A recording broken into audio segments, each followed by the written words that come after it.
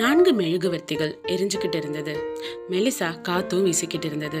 காத்தை பார்த்த உடனே அமைதின்ற பேர் கொண்ட முதல் மெழுகுவர்த்தி, ஐயோ காத்து வீசுதே, நான் அணைஞ்சு போயிடுவேனே அப்படின்னு பலவீனமா சொல்லுச்சு.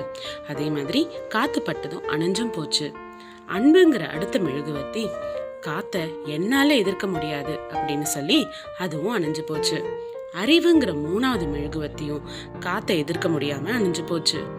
4வது மெழுகுவர்த்தி மட்டும் காத்து வீசிய சில நொடிகள் போராடி ஜெயிச்சுது.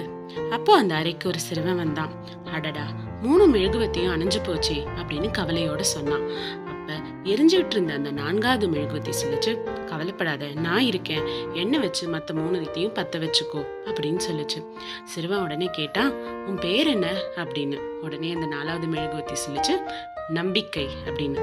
நம்ம வாழ்க்கையில எப்போதுமே நம்பிக்கையை இழக்கக்கூடாது. நன்றி.